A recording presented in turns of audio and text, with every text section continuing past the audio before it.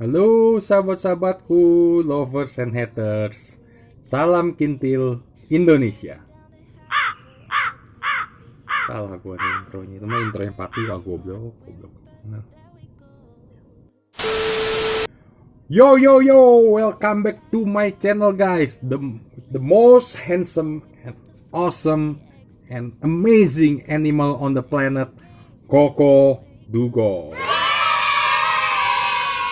Oke guys, jadi di konten gue yang kali ini gue akan membahas kembali mengenai VTube. Oke, jadi kali ini yang mau gue bahas adalah itu mengenai keresahan para VTubers dan kenapa gue masih mengkategorikan VTube ini sebagai investasi kintil gitu. Jadi mudah-mudahan dengan konten ini itu bisa didengarkan oleh petinggi-petinggi dari VTube sehingga bisa memperbaiki apa selama ini yang masih kurang ya. Dan juga mungkin haters dan pecinta orang tua mungkin suka dengan konten gue kali ini karena di sini gue akan mengkritisi VTube. Di sini VTube masih banyak kekurangannya dan gue akan kritisi di sini gitu ya. Oke, gue ada 4 poin sih sebenarnya yang mau gue bahas untuk saat ini. Dari sekian banyak yang ada, gue ambil 4 poin dulu. Ini yang paling umum orang tanya gitu ya. Jadi yang menimbulkan keresahan di antara para bebek-bebek ungu di antara kita ini adalah bebek-bebek ungu ya. Bukan dungu tapi kita ungu ya. Kalau dungu itu bahasanya terlalu kasar. Jadi kalau gue kasih konotasinya ke ini ke bebek ungu aja. Nah, jadi kita langsung aja. Yang pertama itu adalah yang membuat keresahan itu adalah di mana kantor VTube. Nah, itu yang pertama. Karena banyak sekali pertanyaan di manakah kantor VTube ini. Karena jika kalian lihat di konten-konten yang lain, di konten-konten YouTube yang lain, kalian bisa cek lah. Nih gue pasang salah satunya yaitu yang punya si UGD 1 channel ini di sini. Oke.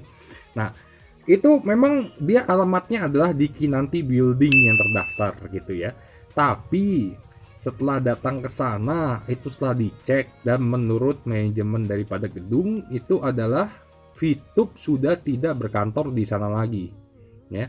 Karena VTube hanya menyewa sebanyak 2 bulan dan menjadikan kantor virtual office itu hanya disewa selama 2 bulan oleh VTube dan tidak berkantor di sana lagi. Memang akhirnya pertanyaan itu dijawab oleh leader VTube namanya Pak Luis di akun VTube-nya VTube Internasional. Itu sudah dijawab juga di situ sama Pak Luis ya, bahwa kantor VTube itu sedang masa PSBB. Sekarang lagi masa PSBB sehingga tidak ada lagi yang bekerja di sana gitu. Sesuai dengan perintah daripada gubernur dari pemerintah bahwa masa PSBB ini tidak ada yang bekerja. Oke. Tetapi kalau memang tidak bekerja itu tidak harus menutup kantornya, betul kan? Oke lah secara PSBB mungkin tidak boleh bekerja, tapi kenapa kantornya tutup? Tidak ada lagi di gedung itu dan hanya disewa selama 2 bulan. Oke. Jika memang pindah kemana? Tidak ada konfirmasi juga dari pihak VTube pindah kemana. Oke. Dan PSBB ini tidak diumumkan oleh manajemen VTube bahwa kantornya akan tutup. Tidak ada, tiba-tiba tidak ada aja gitu. Tidak ada announcement atau pengumuman dari manajemen yang menyatakan kantor sementara tidak akan beroperasi. Oke, karena PSBB atau work from home. Oke. Jadi untuk keperluan yang surat menyurat dan apapun gitu ya, silakan kemana ya kan gitu kan. Kalau misalkan untuk menelpon kantor kemana gitu. Bahkan sekarang sudah tidak bisa mengontak kantor karena kebijakan terakhir itu jika ada sesuatu yang kalian mau tanyakan itu semua via email, tidak ada nomor kontak di kantor. Nah, ini membuat keresahan di antara kami bebek-bebek ungu gitu. Jadi ya inilah salah satu faktor gue masih mengkategorikan VTube itu adalah investasi kintil, karena belum ada kejelasan sebenarnya mana kantornya. Satu. Yang kedua, yaitu kenapa gue masih mengkategorikan ini sebagai investasi kintil, karena mana manajemennya. Nah ini penting, mana manajemennya. Sebuah kantor itu harus ada manajemen, sebuah perusahaan itu harus ada manajemen atau kantor minimal orang yang bekerja di sana gitu ya. Ada bagian marketingnya, ada bagian keuangannya, mungkin ada bagian apapun lah gitu, operasionalnya dan lain-lain gitu. Oke. Nah ini di VTube ini tidak ada. Bahkan ketika VTube mengumumkan suatu announcement melalui aplikasinya gitu ya, di dalam aplikasi VTube, mereka hanya mencantumkan misalkan ada announcement nih, ada perubahan ini atau ada ini gitu ya, mereka mencantumkan di bawahnya hanya manajemen VTube, tapi kita nggak tahu itu siapa ya. Sedangkan di perusahaan-perusahaan lain jika ada pengumuman atau sesuatu yang mau disampaikan kepada masyarakat gitu ya, mereka pasti mencantumkan gitu. Jadi misalkan ini program mengenai perubahan di keuangan gitu ya, pembayaran ataupun apa gitu. Nah biasanya tertulis tuh akan ada perubahan keuangan dan segala transfer dan segala macam. Yang mengumumkan ada misalkan ya Siti gitu sebagai direktur keuangan PT A, misalkan seperti itu. Oke. Misalkan juga ada perubahan dari secara sistem gini-gini. Oke, yang mengumumkan adalah Agus, yaitu manajer operasional PT C, misalkan gitu. Sedangkan di VTube tidak ada nama satupun yang muncul manajemen. Dan kalau kita cari di Google, misalkan kita cari di Google, minimal ya kalau kita cari di Google nih, misalkan kita mau tahu siapa sih direktur keuangan Bank BCA, pasti akan keluar direktur keuangan Bank BCA. Oke, kita mau tahu misalkan siapa sih manajer operasional PT Gojek, minimal pasti akan dapat gitu. Tapi kalau di VTube itu benar-benar kalau kita cari tidak ada, sehingga menimbulkan pertanyaan, mana manajemen dari VTube? Apakah benar ada atau tidak ya? Dengan ketidakadaan manajemen ini, sehingga dengan isu-isu yang ada pro dan kontra terhadap VTube ini ya, semua yang menjelaskan itu adalah leader, bukannya dari manajemen. Sedangkan leader adalah member dari VTube. Ingat ya, leader itu bukan manajemen VTube, tapi leader itu adalah member dari VTube ya. Jadi dia tidak bisa merepresentasikan perusahaan. Jelas ya gitu. Yang disampaikan yang selama ini dijawab di YouTube ya, ada di situ ada leader seperti Pak Luis tadi, Pak Luis dari VTube Internasional, ataupun ada juga yang selama ini ditonjolkan deh, yang ngetop kan Bu Yunita Atmojo tuh, yang diamond dengan penghasilan besar itu. Oke. Selama itu adalah member daripada VTube, bukan manajemen dari VTube. Sehingga pengumuman, announcement dan apapun yang dikeluarkan oleh mereka itu adalah pengumuman yang dikeluarkan oleh leader ya, bukan dari manajemen VTube ya. Nah, di sini ada malah menimbulkan teori konspirasi di gua. Apakah leader-leader ini sebenarnya adalah alat promosi VTube? Mereka adalah bagian dari para pendiri VTube.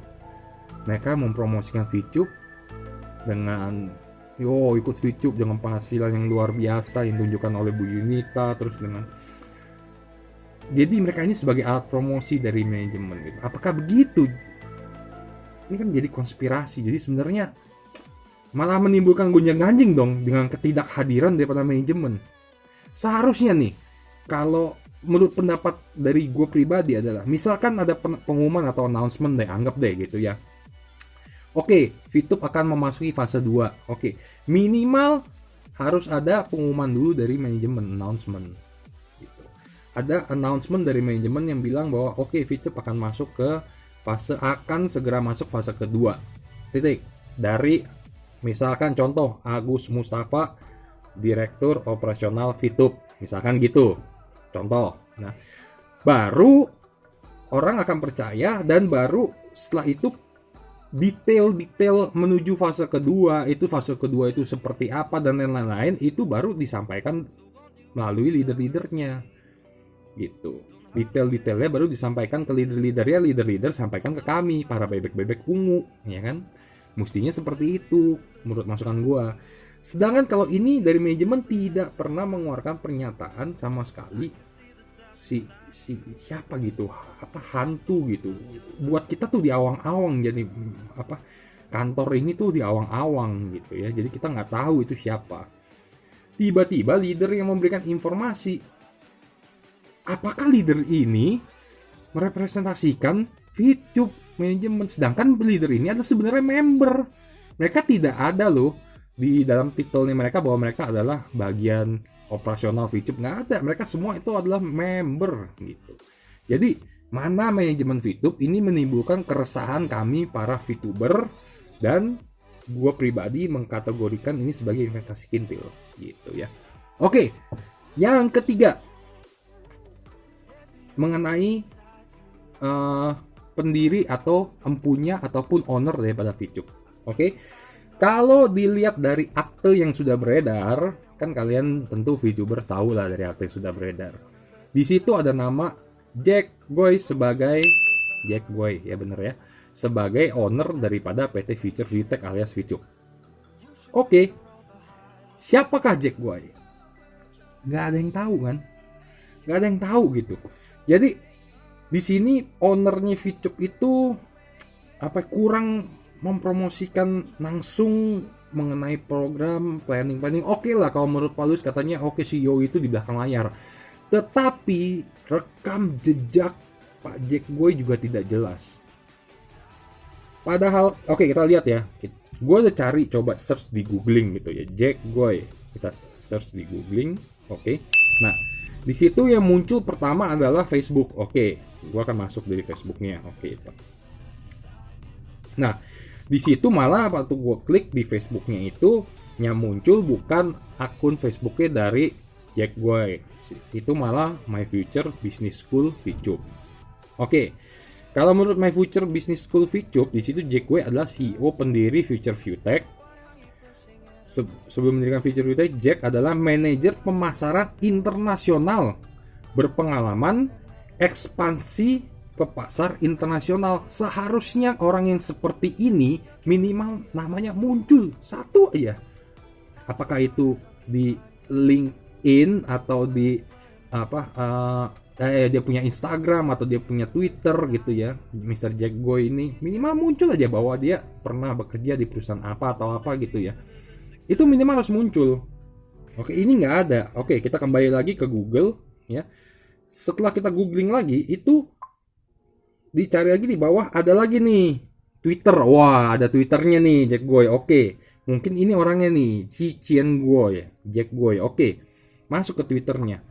Mungkin ada informasi atau di sana mungkin dia mempromosikan VTube atau gimana, yang kita mau tahu dong gitu kan. Dia seorang yang punya bisnis nih gitu. Ternyata pas kita masuk juga, gue nggak tahu apakah ini Jack Goy yang dimaksud, owner dari VTube, tapi Twitternya pun sudah tidak aktif sejak 2013 terakhir, dan di situ tidak, 2013 ya nggak ada menyinggung mengenai VTube. Nah, ketidakhadiran dan tidak adanya sosok leadership yang kita bisa tahu rekam jejaknya itu akhirnya menimbulkan ketidakkepercayaan dan tidak loyalitasan kita sebagai member VTube ya. Dan tidak bisa disalahkan, akhirnya timbul yang namanya isu-isu di luaran bahwa ini adalah bisnis yang tidak benar karena pemimpinnya ownernya aja kagak jelas kan gitu ya. Ini adalah salah satu yang menimbulkan keresahan, dan gue masih mengkategorikan VTube itu sebagai investasi kintil karena ketidakjelasan gitu, nggak tahu gitu. Minimal ya lu kalau mau punya perusahaan minimal ownernya itu ada rekam jejak yang bagus lah gitu loh. Apalagi seperti tadi digadang-gadang adalah dia adalah bekas pernah ekspansi besar di internasional dan segala macam. Minimal namanya tuh ada, muncul siapa gitu. Ya, itu yang ketiga. Oke. Terus yang keempat adalah VP itu yang menimbulkan keresahan di masyarakat saat ini. Apakah benar bisa dibeli kantor atau tidak? Kembali lagi gua akan jelaskan. Untuk saat ini VP tidak dibeli oleh kantor. Oke. Dan itu kenapa gue masih mengkategorikan ini sebagai investasi kintil, karena ini tidak bisa dibelikan oleh kantor untuk saat ini ya. Tapi katanya bisa kok setelah 7 hari bisa nanti dibeli oleh kantor. Oke, belum ada buktinya. Satu. Yang kedua, di official VTube tutorialnya mengenai access counter tidak pernah ada secara official dari kantor VTube mengatakan akan membeli setelah 7 hari. Isu mengenai 7 hari akan dibeli itu kembali yang ciptakan adalah leader, ya, bukan dari manajemen kantor, tapi itu adalah dari leader. Dan tidak pernah ada di tutorial pada awalnya yang menyatakan bahwa itu akan dibeli setelah 7 hari oleh kantor. Oke, jadi ini juga menimbulkan keresahan ya, bahwa VP ini nantinya akan bisa atau enggak gitu kita jual. Nah ini yang membuat kita para bebek-bebek ungu itu deg-degan gitu ya. Apakah selama ini yang kita mainkan nanti bisa nggak sih gitu. Kalau buat gue sih gue santuy aja, karena kenapa, gue gratis, gue jalanin yang gratis, dan gue tidak membeli fast track, gue tidak pernah membeli VP, gue gratis. Suatu hari dapat penghasilan dari VP bisa dijual, alhamdulillah, puji Tuhan ya kan. Tapi kalau suatu hari ini tidak bisa dijual, ya gue juga ya udahlah, toh gue juga jalankan yang gratis. Ada yang berkomen waktu itu, lu nggak hitung kok itu kuota sama waktunya. Buat gue ya, kok kuotanya itu kuota ya oke lah, kalau mau hitung silakan lah. Gue walaupun kan biasa orang bilang orang Cina pelit gitu kan, walaupun gue Cina tapi gue nggak pelit sampai segitu banget, karena gue tahu kuota yang keluar itu seperti juga lu nonton YouTube tiba-tiba keluar iklannya selama 5 detik 10 detik lah, kuotanya sama gitu, sekecil itu. Jadi ibaratnya ya udahlah kayak nonton YouTube terus keluar iklan selama 10 detik gitu kan. Waktu gimana kok, kan gue udah bilang itu nontonnya cuma 10 detik, dan gue akan jadikan ini gue lifestyle. Gue nggak fokus kerja di sini ngasihin UVP, enggak. Jadi di video gue udah pernah jelasin lah. Jadi gue di video sebelumnya itu gue jelasin bahwa kalau gue jalan ini sebagai lifestyle, ntar gue lagi santai ya gue nonton sekali, terus gue lakukan lagi kegiatan yang lain, gue edit video, gue bikin konten dan lain-lain. Tiba-tiba selesai ini lagi nunggu rendering atau lagi nunggu loading, gue upload gitu ya gue jalanin lagi sekali. Habis itu gue pergi makan, habis itu gue masak dulu, makan, mandi, setelah itu nonton lagi ya sekali 10 detik gitu. Jadi lifestyle. Jadi untuk waktu gue tidak merasa waktu gue terbuang untuk VTube dan kuota gue terbuang untuk VTube, gue tidak merasa seperti itu gitu ya. Jadi tapi itu balik lagi ke masing-masing lah gitu kan. Balik lagi ke masing-masing. Nah itu aja dari gue. Jadi ada 4 poin ini yang gue kritisi, dan tentu haters dari VTube ini makin pede. Setelah gue ngomong seperti ini, mereka makin pede. Tuh kan bener, Koko Dugong aja akhirnya ngomong kan bahwa ini tuh jelek. Bukan, ini yang gue ngomongin adalah betul keburukan dari VTube yang ada saat ini, dan mudah-mudahan jadi masukan untuk manajemen VTube kalau ada manajemennya. Mudah-mudahan jadi VTube ini ya kita mau juga berkembang lah ya kan. Kan kesian nih, 8 juta, kata udah 8 juta ya, 8 juta bebek ungu udah menaruh harapannya di VTube.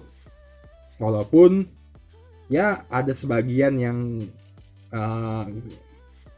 seperti gue yang mainnya gratis dan mereka ya udahlah gitu ya rela. Ada juga tapi kan sebagian yang membeli VP gitu. Jadi yang kesian itu yang sebenarnya yang membeli VP sih ya kan. Nanti kalau kedepannya nggak ada kejelasan seperti apa VTube gitu. Nah ini aja, jadi 4 poin ini jadi masukan gua untuk VTube. Mudah-mudahan bisa ditanggapi oleh manajemen VTube dan diperbaiki sehingga VTube menjadi lebih baik lagi ya. Kalau kalian suka dengan konten ini silahkan kalian like. Jika kalian mau berkomen silahkan kalian komen. Jika kalian menemukan manfaat di konten ini silahkan kalian share dan juga kalian subscribe sehingga tidak ketinggalan konten-konten gue yang berikutnya. Oke, sampai jumpa di lain kesempatan. Bye bye.